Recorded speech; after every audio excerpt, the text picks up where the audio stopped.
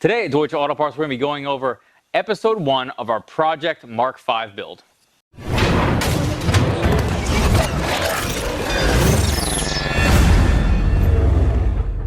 Okay, so before we get into our project build, we have our engine that we're going to be assembling today. We're going to be putting our crank in, pistons, and rods, along with a few other things. We're actually here at Black Forest Racing. For anybody who's not familiar, they are a Porsche shop. This is Cody. He owns Black Forest Racing. And I'm going to let Cody kind of give you a little bit of explanation about who he is and what they do here to give you a little bit of frame of reference. So yeah, Black Forest Racing was founded by my father in 1979. I've been working here since I was a little kid even. And we do all kinds of Porsche stuff, from restorations of this 1953 356 here, and then race car stuff like the SLC or that 944 in the background. Dyno tuning, engine rebuilds, restoration, fabrication, and stuff like that. Very cool. So Cody's a good friend of Max, is the guy whose car this is that we're building, which is why he's working with us on this build. So we appreciate you doing that. This, just so we have a frame of reference, all these parts here we're going to be installing. The engine build is going to be holding up to roughly around 700 horsepower for these internals that we're going to be using, which is a factory crank, the IE rods, along with JE pistons from IE. Any products we talk about that we have available, we'll put a link in the description below, as well as a link to Black Forest Racing and all of their site as well. So all links in the description below. Let's check out our build.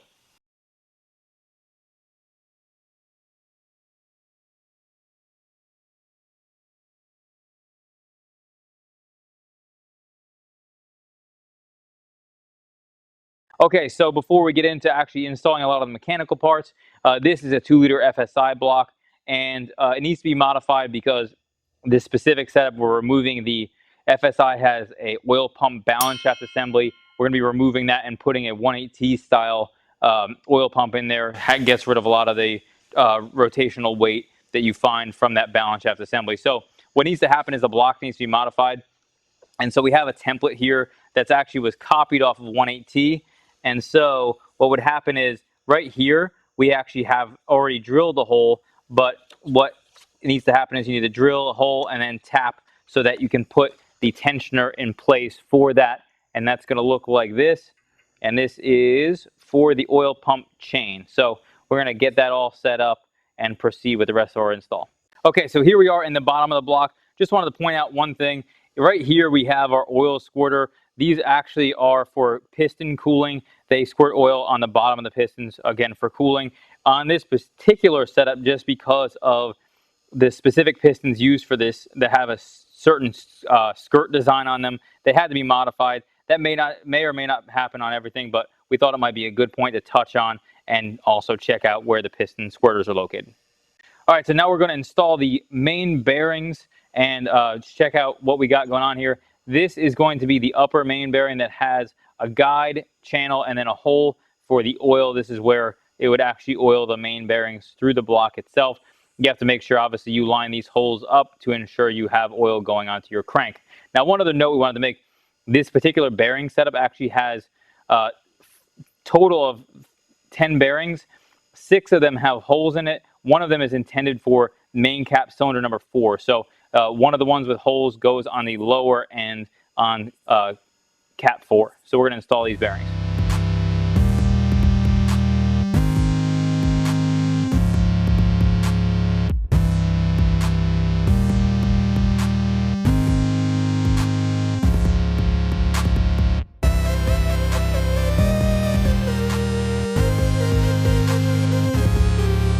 Now we're going to install our main studs. Now, main studs have 2 major purposes. The first one would be strength. Main studs would be stronger than the bolts that would come from the factory. They also are reusable, so you don't have to replace them like you would a normal stretch bolt that you would have to only use one time and then buy new ones.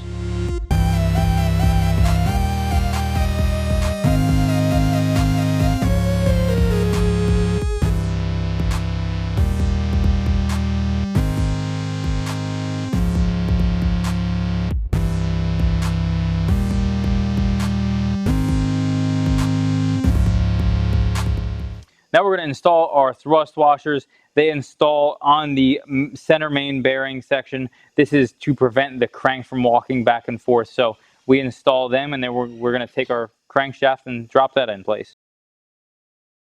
Now we're going to drop our crankshaft in place.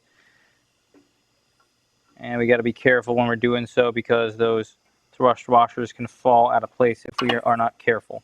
Now we're going to install our main bearing caps. These are going to be the lower bearings of the main caps already in place. And something to keep in mind, they are numbered. So we're going to start from 1 here at the front of the crank and then move backwards as we go. And we have to have the correct orientation. And there is a mark in place here to check that out. So we're going to install these caps.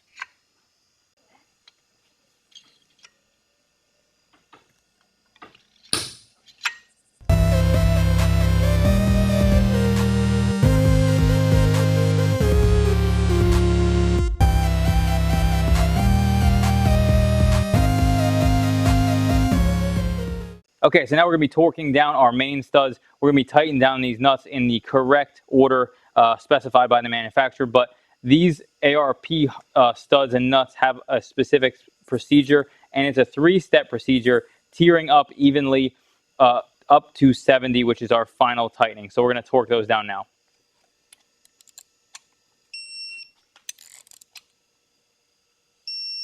Now we're ready to install our pistons and rods. We're actually going to be taking a look here at a stock piston and rod from this vehicle. If you take a look at this connecting rod here, you'll see that this is going to be much thinner than the H-beam rod that we're going to be installing on the vehicle.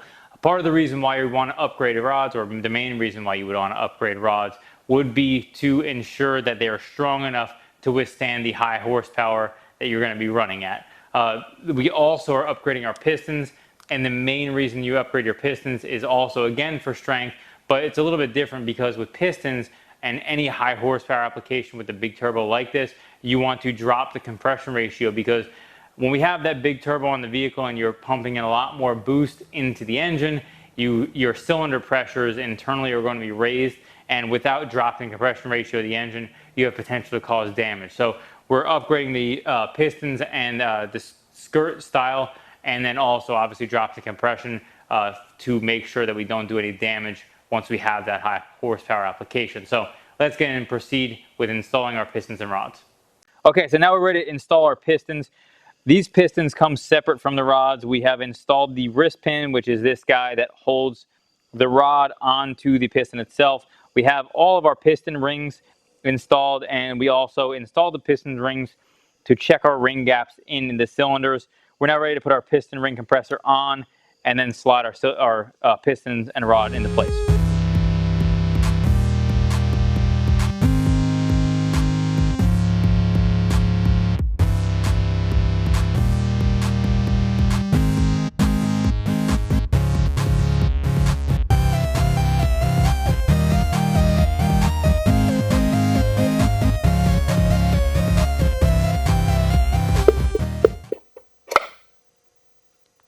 All right, so we have all of our rods in place. This is our rod cap on that one, and here is our other one. We're going to get those set in place, and we're going to snug down our rod cap bolts. One note is a good idea whenever you're done tightening down bolts like this, or even before tightening down these permanently, spin the crank over to make sure everything moves freely. That way, before you go through process of tightening everything down, that you make sure that everything moves the way it's supposed to.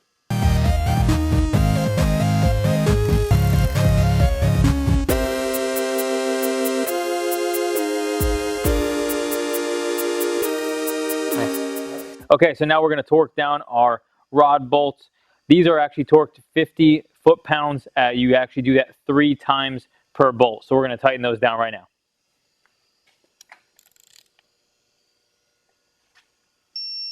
Okay, so as we show here, we have our main cap nuts and bolts actually marked.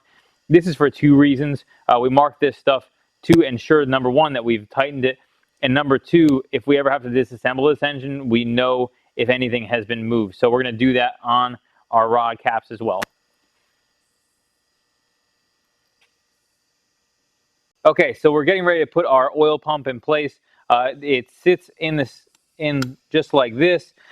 On this particular engine, because this is not the original oil pump assembly, this right here where a bolt is supposed to be mounting in place, there are no threads in this hole right here. So we have tap threads in there for a time cert because the hole is too large for the bolt size you need. And so we're installing a time cert in there. Now, one note is you can use a helicoil. We generally don't recommend helicoils because they are not a very strong and viable way to tap something or repair threads of any kind. All right, so now this is the hole we tapped earlier for the tensioner. This tensions the chain for the oil pump assembly. And we are going to thread that in place. And I'm just going to start the threads. And then I'm going to hook this guy in place to thread it in the rest of the way. Okay, so that's tightened in place.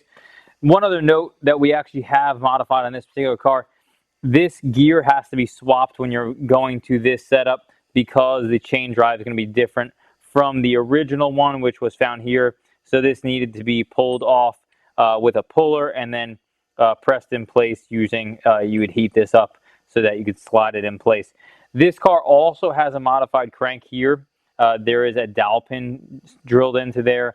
And what that does is because potentially what will happen sometimes is this keyway will break on the crank pulley. There is a keyway here that is notched out here that under some high horsepower situations, there's potential for that to shear off, which would be bad news because then the time belt wouldn't stay in place anymore. So this dowel pin helps strengthen and ensure that that doesn't happen. So now we're going to be installing our adapter plate, and this is so that we can run the 1.8T oil filter housing on our 2-liter turbo FSI block. And the reason why you need to do this is because on the 2-liter turbo engine, the BPY, the oil pump balance shaft assembly that we've removed from the vehicle is actually going to be the pressure relief valve for the oil system is in there. And on our new housing, on the 1.8T, it's built into here. So this adapter plate from IE gives us the ability to run this filter housing and a 1.8T oil filter on our 2-liter turbo BPY block.